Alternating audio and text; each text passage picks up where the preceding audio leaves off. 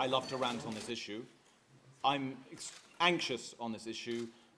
Having made such a lot of progress in the summer, I'm nervous about momentum being lost.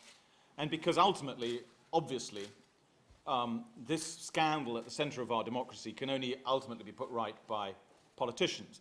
And so it seems to me right to be at all three-party conferences to try and identify those politicians who really are going to be on our side.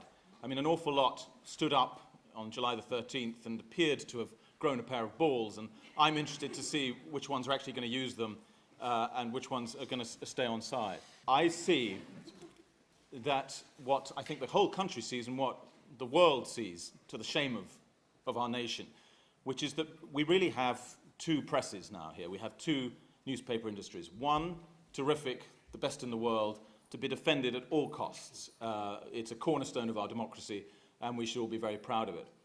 And then hiding, as though using a human shield within that industry, another newspaper industry that used to be concerned with journalism, but over the last 20 or 30 years really has a business model completely. And that business model is the appropriation of British citizens' privacy, one of their most fundamental human rights, as outlined in our Human Rights Act. They like to appropriate it, very often through criminal means, and not for journalistic purposes, not for in the public interest, but for commercial profit.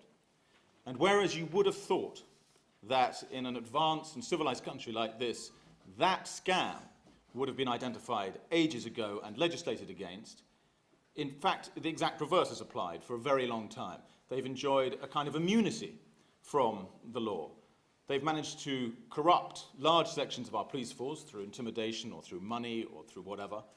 They've effectively castrated our Parliament for a long time through intimidation.